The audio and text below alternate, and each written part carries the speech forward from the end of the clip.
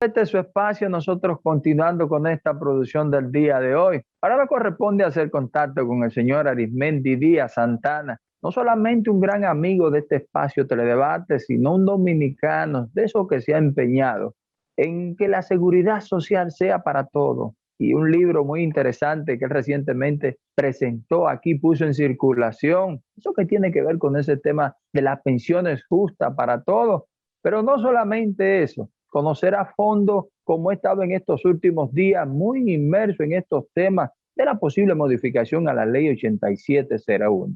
Don Arismendi, de esta manera formalmente bienvenido por aquí. Muchas gracias, Robert. Un placer, siempre deseándote el mayor de los éxitos en ese programa y como siempre enviándole un saludo al amigo Mario Rivadulla, deseando que su salud esté en perfectas condiciones para la edad de nosotros, ¿no verdad? Sí. Ese saludo usted sabe que de inmediato se recibe y es recíproco para usted, porque Claro. Siempre, cada vez que converso de su participación, lo primero que me extiende es que le haga llegar ese saludo a usted de inmediato. Muchas gracias. Sí. Eso es así. Don Arismendi, yo decía a manera de presentación, como lo he visto en estos últimos días, muy activo en este tema de la posible modificación a la ley 8701, vemos cada vez más que se desarrollan importantes debates. Recientemente usted publicó un artículo que para mí yo creo que ha sido una pieza sin la más mínima gota de desperdicio porque se centra en lo que sería una modificación justa de esta ley 8701, don Arismendi. Si pudiéramos, por favor, conversar un poco con la audiencia de este tema, don Arismendi. ¿Cómo no? Dígame, ¿cuál de ese artículo es? El más reciente que usted presentó en Diario Libre, don Arismendi, en función de esta ley 8701. Bueno, mira, ese artículo tiene un título muy provocador. Sí. Aprendiendo de ustedes, los comunicadores. Yo decía, ¿por qué no el 30% y sí el 100%? Y entonces explicaba que yo hice estudios y cálculos actuariales y financieros que hacen falta, Robert, en este país para poder fundamentar las posiciones, porque en materia previsional no se puede hablar de oída, ni tampoco en la seguridad social, pero mucho menos en pensiones, cuando tú lo que vas a recibir es un cheque, un dinero. Por lo tanto, hay que hablar de finanzas, hay que hacer cálculos. Entonces, yo decía que resultaba doblemente negativo la propuesta de otorgar un 30% de los fondos acumulados de todos los afiliados a la seguridad social. E hice un cálculo en donde, por ejemplo, un trabajador que recibiese un salario de 20,000 pesos reales, cero inflación, al cabo de 17 años cotizando sobre la base del 8% para su fondo de pensión y los últimos 13 sobre la base del 8.4 como es ahora en la realidad, esa persona recibiría más o menos 145,000 pesos que convertido en pesos de hoy serían como unos 200,000 pesos. ¿No? Pero sin embargo, como ese dinero se retira del sistema y deja de producir beneficios, la pérdida al final de su periodo laboral llega a unos 400,000 pesos en este momento. O sea, dicho de otra manera, y para decirlo en un lenguaje, si me permite, un poco corriente y que la gente entienda, eso demuestra que un vistazo genera un trancazo y que por lo tanto no es necesario llevar a la población trabajadora a un extremo de esa naturaleza. Sobre todo, Robert, tomando en consideración que si el pretexto que se está tomando para plantear una entrega de un 30% es por la pandemia y por las secuencias que generó la pandemia en términos de empleo, la mayoría de los trabajadores dominicanos no perdieron su empleo, solo una parte importante, ciertamente. Entonces, ¿por qué plantear la entrega a todo el mundo? Ahí yo comienzo a ver una gran incoherencia. Y la segunda incoherencia es que aparentemente en República Dominicana tenemos muy poco aprecio por el ahorro y mucho menos aprecio todavía para el ahorro a largo plazo, para el ahorro previsional.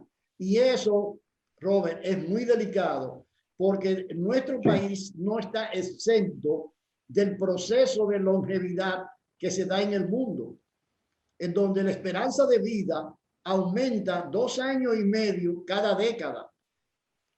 Para ponerte una idea, mientras en 1955 la esperanza de vida en República Dominicana eran unos 50, 51 años y una persona con 60 años ya era una anciana, en este momento la esperanza de vida son 26 años y eso va a seguir incrementándose según los estudios que han hecho los expertos demógrafos. En consecuencia, estamos hablando de 21 años más de vida que tienen que ser enfrentados bajo otra óptica y otra realidad previsional que no se está planteando ahora, porque muchos temen poner el dedo sobre la llaga y decirle al pueblo dominicano realmente el sacrificio que hay que hacer ahora para poder tener, como tú dijiste ahorita, una pensión digna y sostenible para todos. Entonces, eso es así, don esa es la Arismendi. primera parte. Esa es la primera parte. ¿Por qué no? Ahora, ¿por qué sí?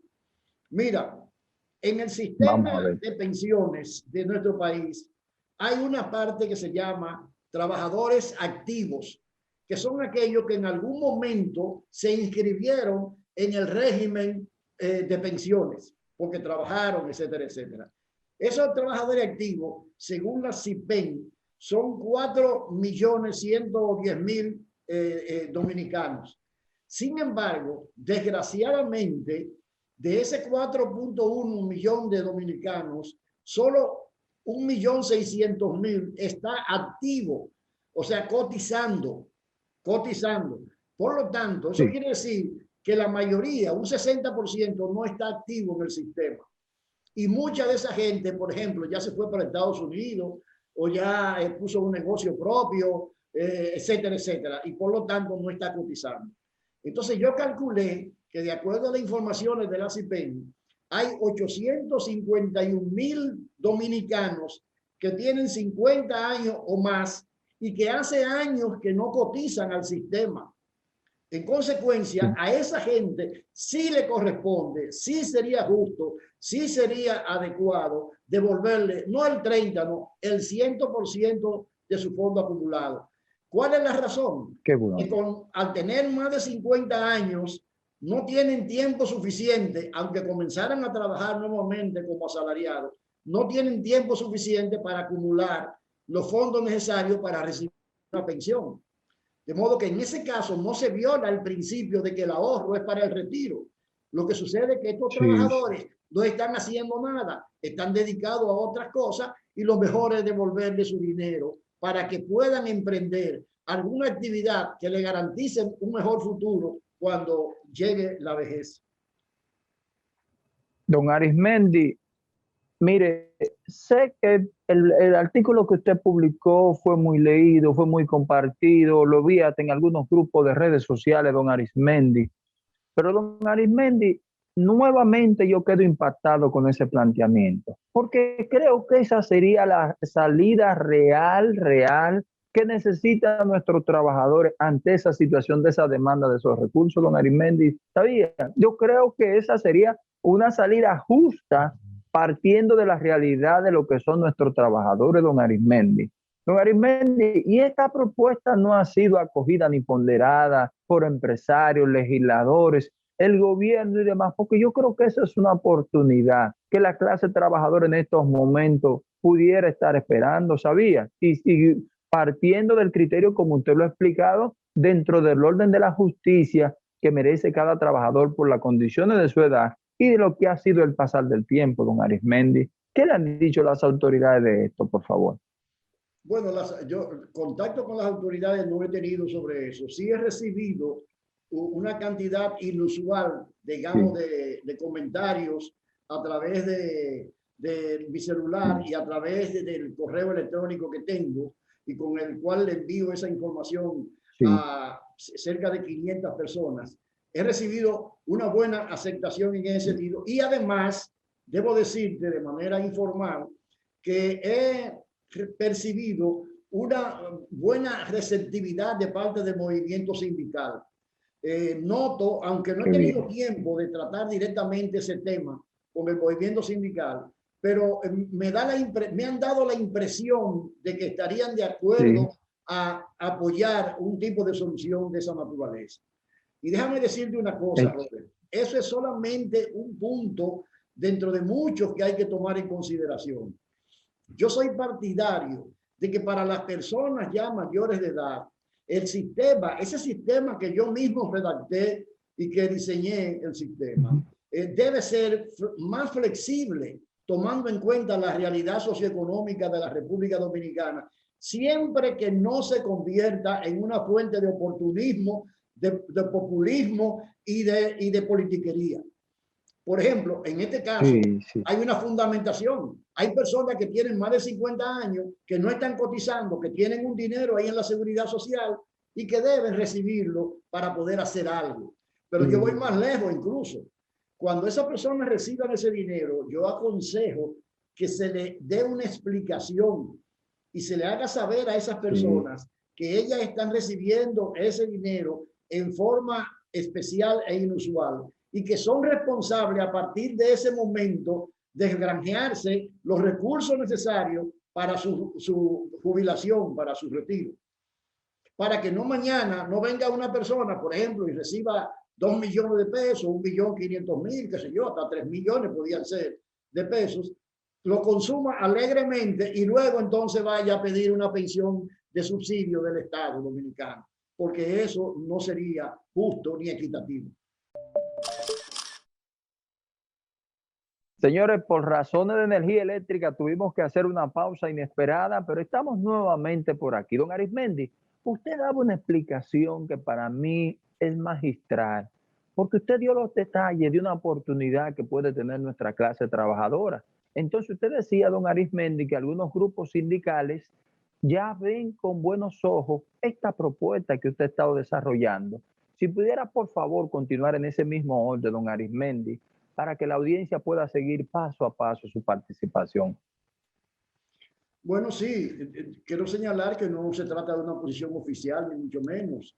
Yo estoy diciendo que he recibido señales positivas de receptividad de algunos dirigentes importantes del movimiento sindical. A ellos les corresponderá en su debido momento pronunciarse al respecto, lo cual es lógico porque cualquier tipo de propuesta de esa naturaleza tiene que ser conocida por sus comités, por sus organismos internos, etcétera, etcétera. Pero lo que sí yo puedo señalar es que hay un interés muy claro del movimiento sindical de que los trabajadores vean en el sistema de pensiones una respuesta a sus necesidades, que aunque no sean las mejores respuestas en este momento, podamos sobre esa base construir unas propuestas que mejoren la oportunidad de los trabajadores dominicanos de tener una mejor pensión. He escuchado últimamente mucho al amigo Pepe Abreu señalando que la preocupación de ellos y que la preocupación del movimiento sindical es que los trabajadores tengan alguna certeza de cuál será su destino final cuando terminen la etapa laboral.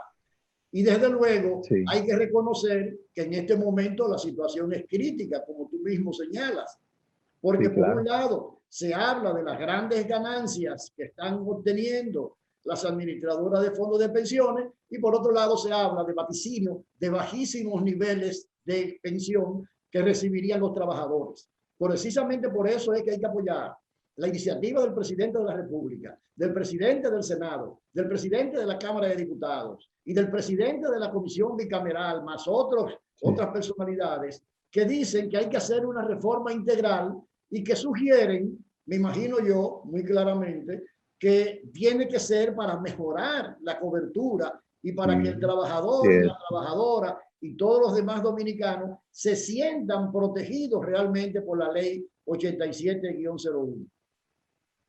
Es totalmente así, don Arismendi. Mire, hay algo que yo he visto también sus participaciones en esa comisión bicameral, que creo que por lo que usted me está explicando y de la manera que el presidente de la República, el presidente del Senado y los demás sectores que están involucrados están apostando a esto, don Arismendi, que yo he sido muy reiterativo, don Arismendi.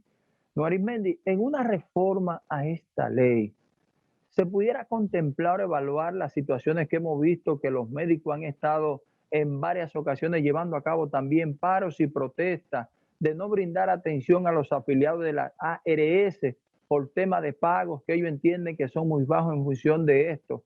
En este proceso de reforma que usted ha estado participando, ¿se contempla poder detener este tipo de situaciones, don Arismendi? Bueno, es una necesidad. En primer lugar, Robert, porque el derecho al acceso universal a los servicios de salud son un derecho humano inalienable. Y por lo tanto, se supone que el Estado, con todos sus mecanismos de diálogo y además coercitivos, si fuera el caso, y con todo el sistema judicial, tienen que hacer valer ante la población ese derecho. No es posible que por un conflicto, por ejemplo, entre los médicos y las clínicas por un lado y las administradoras de riesgo de salud por el otro, sean precisamente los afiliados los que paguen el costo de ese conflicto cuando ellos no tienen nada que ver con el mismo, ni tienen ninguna posibilidad de resolver ni de un lado ni del otro en los conflictos que existen en este momento.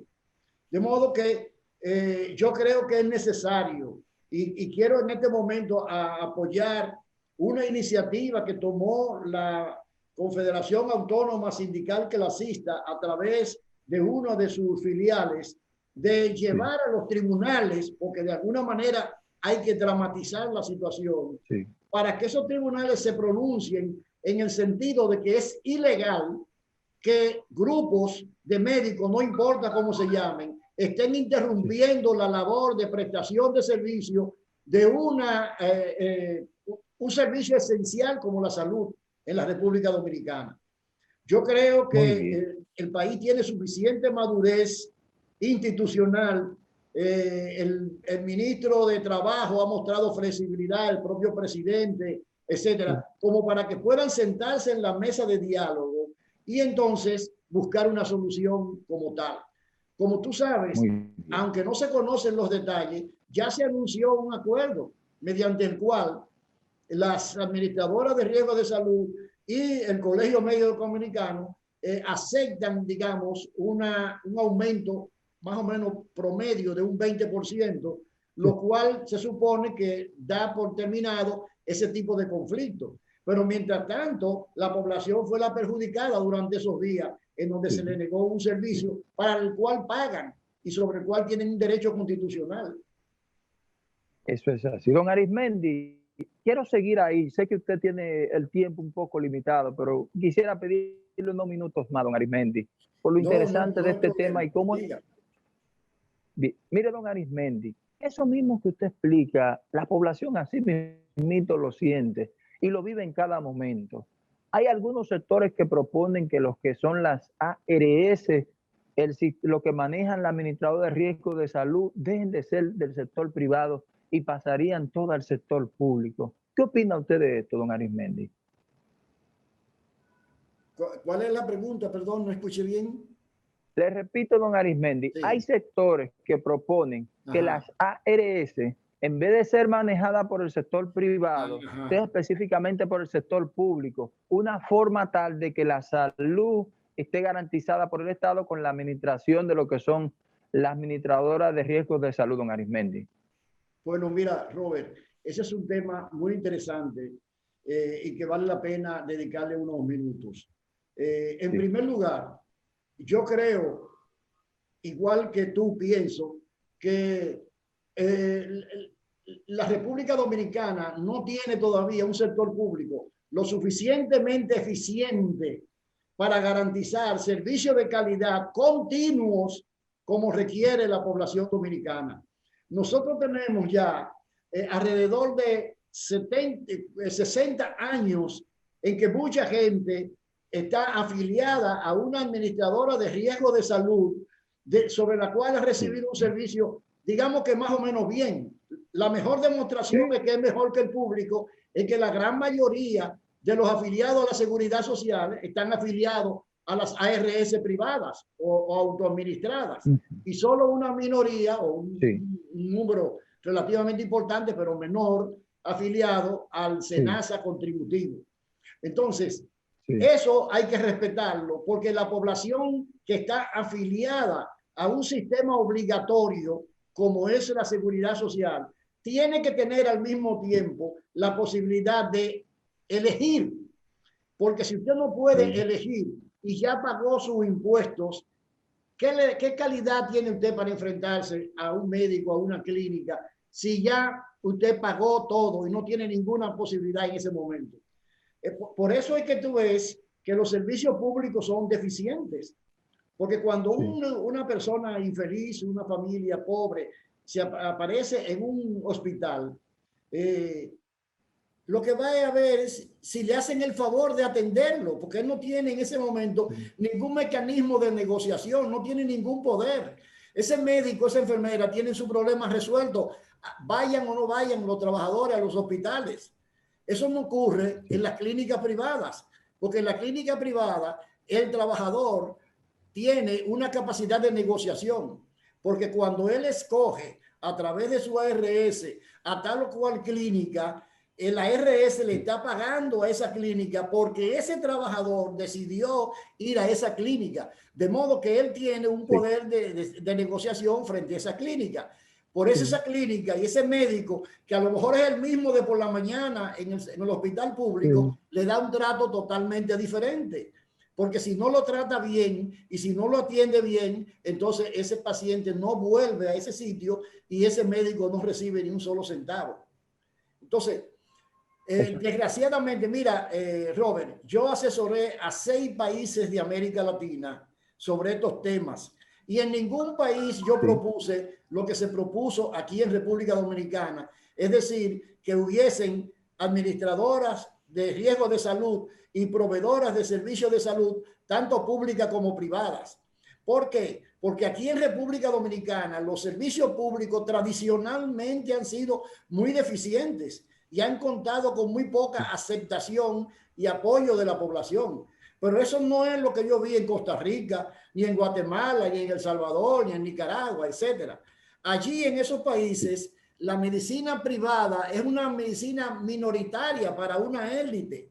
La gran mayoría siente que los servicios públicos son, si no buenos, aceptables. Pero ese no es el caso de la República Dominicana.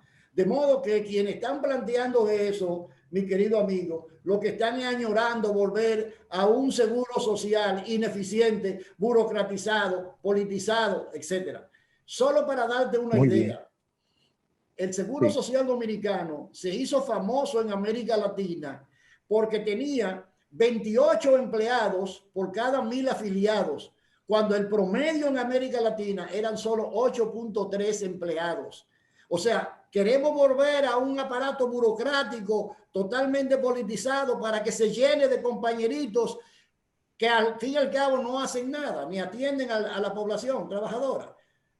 No se merecen los dominicanos que estamos pagando el sistema de seguridad social tener el derecho a escoger algo para que sacarle alguna ventaja a ese proceso. Incluso una de las recomendaciones que yo estoy haciendo a la modificación de la ley es que como la ley plantea el derecho a cambiar de proveedor si no está satisfecho, que cuando se aproxime ese periodo de tiempo, las autoridades hagan una campaña en ese sentido, para que eso no pase desapercibido y la población sepa que en ese mes, en esos 2 meses, lo que sea que establezca el reglamento, ellos tienen la posibilidad, si no están de acuerdo con su proveedor o con su administrador, de cambiarse a otro lugar. Y de esa manera están enviando un mensaje de aprobación o de desaprobación según los casos. Yo creo que una de las mayores conquistas que en la realidad dominicana tiene el sistema dominicano de seguridad social es haber establecido el principio de la libre elección.